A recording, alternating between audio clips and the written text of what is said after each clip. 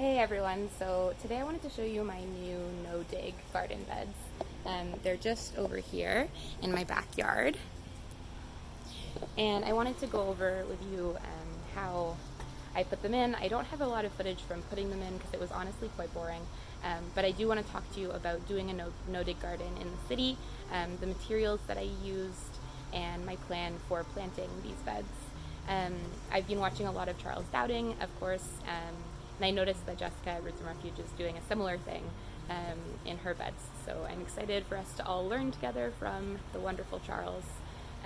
So what I did in my beds, the first layer that I did on the beds was to put in about 4 inches of a veggie mix soil. So it's from our local bulk delivery soil service, and it is a mix of compost and a bunch of other things to make a loose, typical soil. And then on top of the veggie mix, the veggie soil mix, I just added another about 4 inches of mushroom compost that I also got bulk delivered. I got 3 cubic feet of each kind of soil, and I'll probably need to get one more bag just to have some extra. And then also I do want to add a little bit of soil on top because the beds are quite they're not super high. They're about 4 inches. I added about 8 inches of soil on top of the grass, but because I've been firming it down a lot, it's ended up being only about 4 inches. So I do want to add a little bit more soil before I go ahead and plant things. Then for the pathways, I've just used cedar bark chips. I've really liked adding the shavings to the pathways before it was grass and it was really muddy. And I say grass, but it was mostly weeds and clover. Which brings me to my next point. I didn't put anything down on top of the grass or clover before laying down the soil. Now, I know that Jess is putting down cardboard. Charles Dowding actually does a comparison between adding cardboard or just going ahead and adding soil and compost for weed control. So I was a little bit worried about the speed at which the cardboard would break down. I would prefer that the plants obviously root into the native soil, and I don't want there to be a big barrier there for their little roots when they're trying to get down.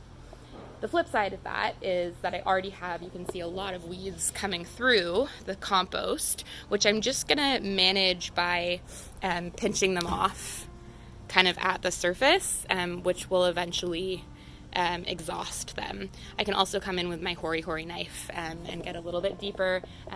That knife is really good because it doesn't disturb the soil structure too much because it's a really fine point knife. I have a little bit of regrets about not putting down a weed barrier, only because I'm going to be doing a lot more weed control than I would if I had put down the cardboard.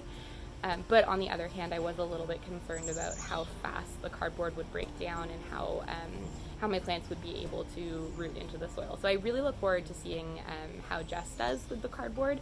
And when I was looking at the comparisons that Charles did, it seemed to be about the same amount of harvest and amount of yield, no matter whether he used cardboard or not. So I think it does control weeds, and it probably doesn't harm the crops, but I just wanted to go ahead and be as natural as possible and just put the soil on top. So what you see here is just soil and compost and wood chips on top of grass. So my plan for planting these beds, one last thing that I'm going to do before I plant them, or while I'm planting the early things, is I'm going to install some arch trellises. Now, I'm not using cattle panels because it's very hard to find cattle panels in Canada, and they are about $70 each, which is just bonkers. I don't know why that price is so much higher. So what I'm using instead, after a lot of research, is galvanized wire fence, and it is 14 gauge wire.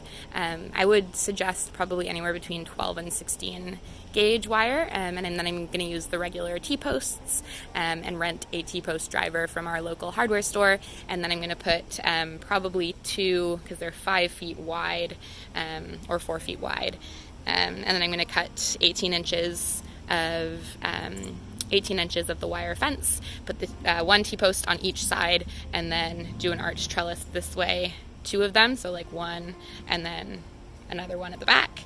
And then I'm probably also going to do here, I ran out of room, so I don't have an even number of beds. So what I'm probably going to do is one here, and then this bed won't have anything, and then these last two will also have them. So it's different than Jessica's layout because she has much wider pathways, and hers go over the pathways, but mine go over 2 beds and the pathway.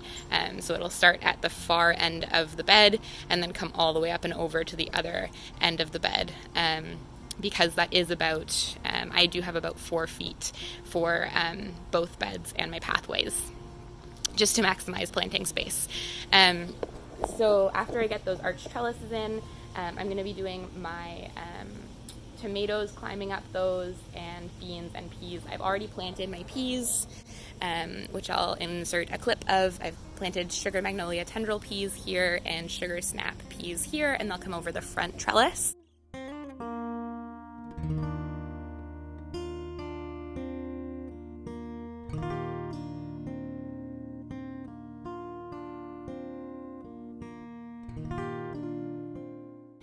Probably I'll have tomatoes on these long beds as well because they get more sunshine.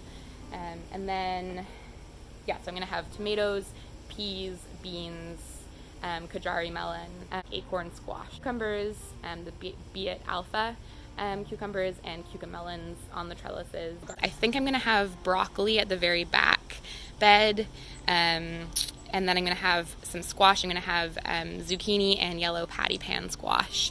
I'm also going to have some greens in with the broccoli. And this is kind of my layout for my urban no-dig garden.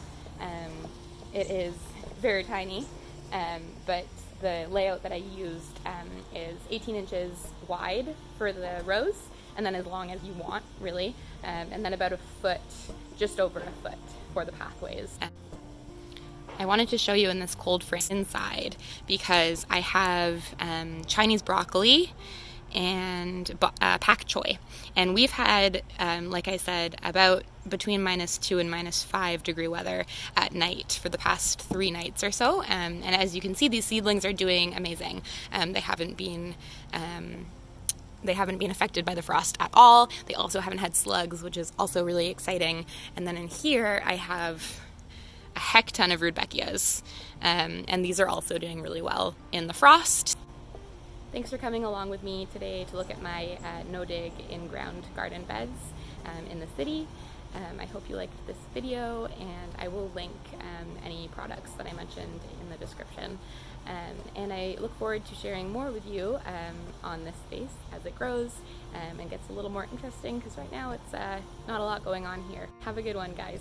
Bye.